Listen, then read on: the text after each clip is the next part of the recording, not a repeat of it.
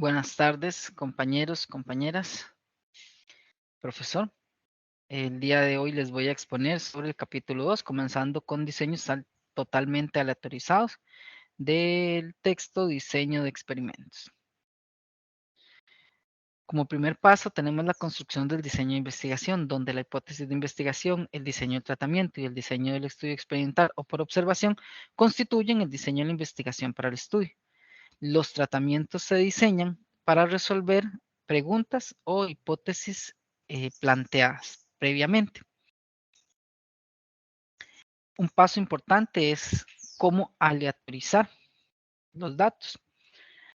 En un diseño totalmente aleatorio se utiliza para evitar la asignación subjetiva de tratamientos, o sea, evitar el sesgo, asignando secuencias, obteniendo permutaciones aleatorias y asignando muestras al azar.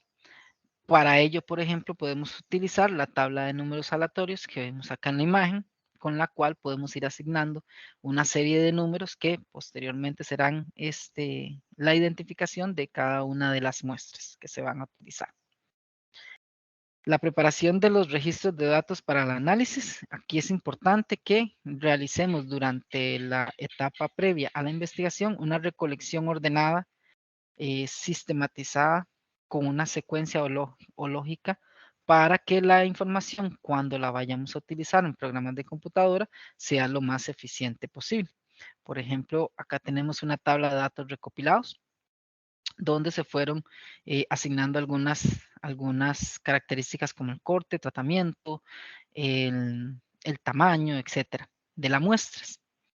Se identifica con claridad cada observación en el archivo con una unidad asignada, ¿verdad? Con unas características que puedan ser utilizadas de forma clara. Un modelo estadístico para la experimentación. El modelo estadístico refleja las creencias respecto a la relación entre los tratamientos y la observación. Por ejemplo, tenemos algunos modelos como el modelo de medias celdas, que incluye una media distinta para cada tratamiento. El modelo reducido, en el cual todas las observaciones pertenecen a la misma población, con una media promedio. Y si no se cuenta con valores numéricos para las X, se puede realizar una asignación con respecto a ciertas características que tenga la muestra. Por ejemplo, en la X1 se puede decir que el 1 corresponde a un tipo de empaque, por ejemplo el comercial, y el 0 a otro tipo de empaque diferente. Y en la X2 te podríamos decir que el empaque es al vacío y el 0 a otro tipo de empaque. Luego viene la suma de cuadrados para identificar la fuente de variaciones importantes. Acá es importante ir reconociendo algunas de las fórmulas y términos, como el modelo reducido, con esta fórmula que dice suma de cuadrados experimental reducida, modelo completo con la suma de cuadrados experimental completa, y la diferencia, que es la resta entre uno y otro. La menor suma de cuadrados para el modelo completo indica que los errores experimentales estimados en el modelo completo serán generalmente valores más pequeños que sus contrapartes en el modelo reducido. La partición fundamental son suma de cuadrados total, suma de cuadrado de tratamiento y suma de cuadrado de error, con las cuales podemos realizar estos diferentes cálculos. El modelo de efecto del tratamiento indica cuánto cambia una medición en una unidad experimental al someterse a un tratamiento. Es posible expresar el modelo de medias celdas de forma que refleje efectos del tratamiento sobre las unidades experimentales. Por acá tenemos un ejemplo de un modelo de población equivalente, el cual sería las muestras.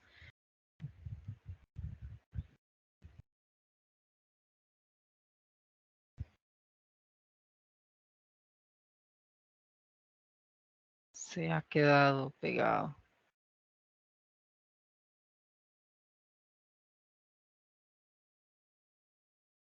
Ahí disculpen, se pasaron dos porque se quedó pegado.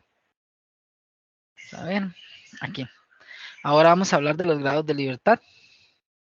La suma de cuadrados de todas las observaciones tienen n elementos estadísticamente independientes y por lo tanto n grados de libertad.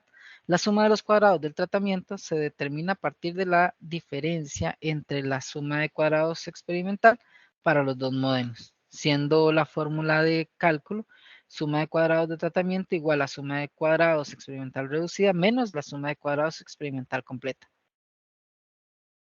En estos valores, en la suma de cuadrados reducida, no son n elementos estadísticamente independientes, por lo que suman 0, y en algunos de ellos el negativo de la suma de los otros n menos 1.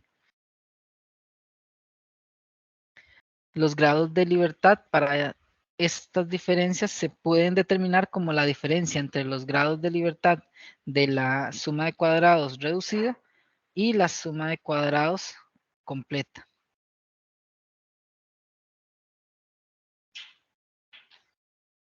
Resumen de la tabla de análisis de varianza. La tabla de análisis de varianza resume el conocimiento acerca de la variabilidad en las observaciones del experimento. La varianza del error experimental se estima con la siguiente fórmula, donde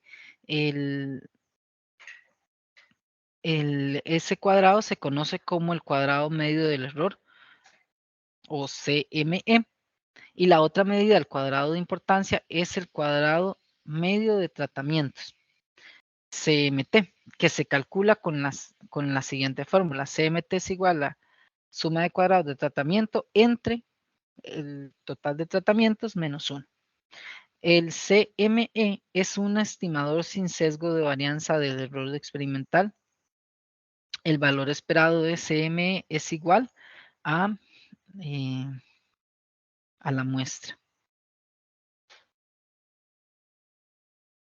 Por acá vemos una tabla de análisis de varianza para tratamientos con un solo factor en un diseño totalmente aleatorizado. Entonces, por ejemplo, tenemos la fuente de variación, total, tratamientos y error, los grados de libertad, n-1, t-1, n-t, la suma de cuadrados total, suma de cuadrados de tratamiento, suma de cuadrados de error y los cuadrados medios, en caso de ser necesarios. Las pruebas de hipótesis sobre modelos lineales. La diferencia de la suma de cuadrados para comparar modelos. En la suma de cuadrados completa es una medida de cuánto se ajusta el modelo completo a los datos observados, y la suma de cuadrados reducida es la medida equivalente para el modelo reducido.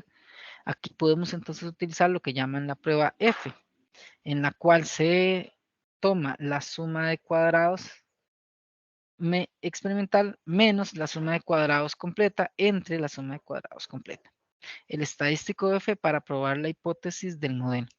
Las sumas de cuadrados de variables aleatorias con contribución normal se asocian con la distribución JI o J cuadrada con n menos t grados de libertad. Por acá tenemos esta fórmula que nos permite calcular el estadístico F.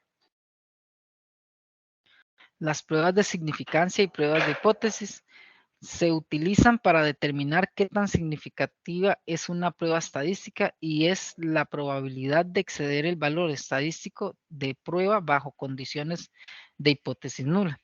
Muchos investigadores usan la magnitud del valor P para decidir la significancia estadística de la prueba F en el análisis de varianza.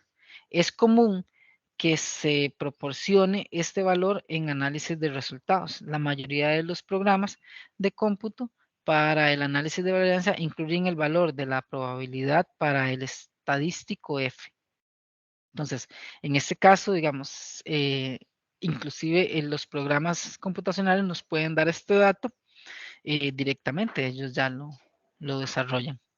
Los errores estándar de intervalos de confianza para medidas de tratamiento. En la sección 2.5 está determinado que los estimadores de mínimos cuadrados de las medias poblacionales eran las medias observadas de los grupos de tratamiento Y promedio. Las medias observadas son los promedios de R observaciones independientes, de manera que la varianza media del grupo de tratamiento es la media al cuadrado de Y, igual a la media al cuadrado entre el número de observaciones R. El estimado de varianza es la varianza al cuadrado de Y es igual a la varianza al cuadrado entre R también.